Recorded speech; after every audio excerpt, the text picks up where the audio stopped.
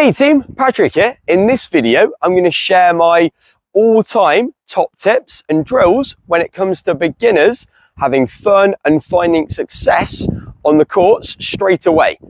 And I'm not going to say tennis is easy, but hopefully show it's not as daunting for players or as intimidating for coaches to teach when faced with a group of beginners and thinking, what do we do? Or we can't rally. So let's get into it. And that's something I want to stress. Even as beginners, we want to get rallying as soon as possible. Hand feeding and drop feeding has its place to work on the technique, and it's certainly something I do in individual lessons, but there's nothing like playing the game to get better at tennis. And our first obstacle, literally, to rallying is the net. We've got to get the ball above the net with enough height, and my reference point is above head height as it crosses the net. So we can imagine it going over somebody's head that's standing at the net. And we do this not by changing the angle of our racket face, or the ball's going to go out the back of the court. We still want our strings facing forwards in the direction of our target, but by swinging up from low to high, from below the height of the ball to above the height of the ball, and finishing all the way up over our shoulder. And most players will aim too low, but hitting the ball a bit higher will ensure, one, we don't hit the net, so we're going to be super consistent.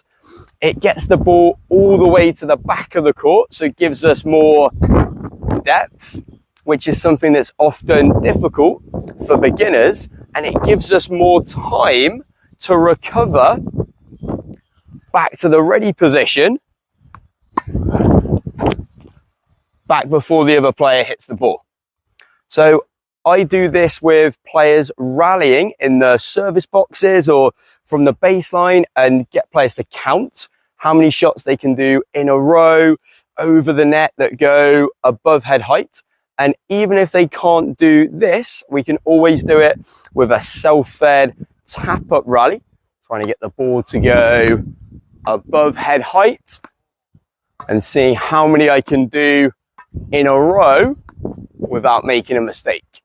This recovery is really important, and there are two phrases I'm going to use, which is beat the bounce and beat the hit. And beat the hit means that we're back in the middle, behind the baseline, before our opponent hits the next shot. And if we hit lower, then at this stage, it just doesn't give us time to continue the rally. We want to be behind the baseline so we can see the whole court in front of us, and we only really have to move in one direction, forwards.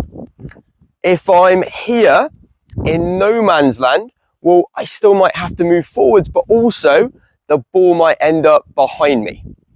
Now, I know the middle of the court might not always be the optimum position, and advanced players will often offset their position to bisect the middle of where their opponent can hit, but we want to keep it simple for beginners.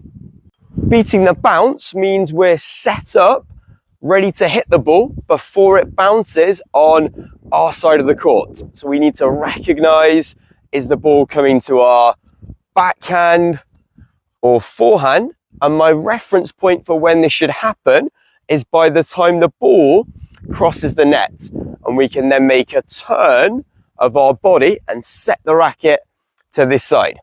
The appropriate position to be in on ground strokes is to hit the ball just as it begins to drop from the peak of its bounce, as this will be when the ball is traveling at its slowest and be at its most comfortable height.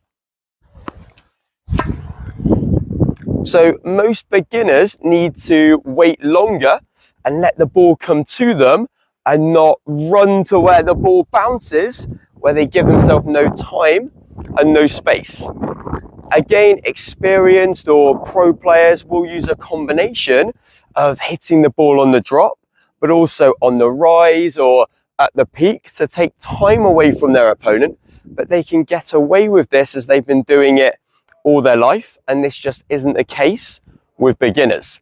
So I like to call out, yes, did players beat the bounce? And yes, did they beat the hit back to the middle? Yes. Yes. There is a specific sequence to achieving this, and that is set up, move, hit, recover. Set up, move, hit, recover. Otherwise, players panic when they try and rally when they don't know what to do at any one time, thinking they have to hit the ball straight away, or they run to the ball and then try and get set up as it's bouncing and finding that they're too late. So we set up first, then we move, and then all we need to do on the bounce is swing up to the finish and recover. And players tend to be faster and move with more intensity to the ball than they do back to the middle. Whereas with pro players, it's almost the other way around. Yes, of course, they're fast to the ball, but because they're set up early, they're more relaxed, but they move back to the middle with a lot of intensity to beat the hit, so they're never behind time and always in sync with the ball. So make sure you move just as quickly back to the middle or quicker than you do to the ball. So to recap, when it comes to rallying, we want to hit higher, so above head height with a player standing at the net by swinging up from low to high while keeping our strings facing forwards in the direction of our target. We want to beat the bounce of the ball, so be set up with our body, our feet, and our racket by the time the ball bounces on our side of the court, and hit the ball just as it begins to drop from its peak to around waist height, and get back to the middle of the court, back in our ready position by the time our opponent hits the next shot. And the sequence to this is to set up the shot first, then to move, then to make our hit, and then finally, of course, to recover. Right, so for all you beginner players out there, no need to abandon tennis for paddle or pickleball just yet, even though they're fun games in their own right. If you follow these instructions, and remember with all of these drills, tennis has its own version of pickleball at least, and you can use a smaller court size like the service boxes, or you can use the mini balls like the orange ball or the red ball, as these are training aids and not just for junior players. So if this video has helped, please leave it a like and a comment and subscribe to the channel, and I'll see you on court in the next one. Cheers, guys.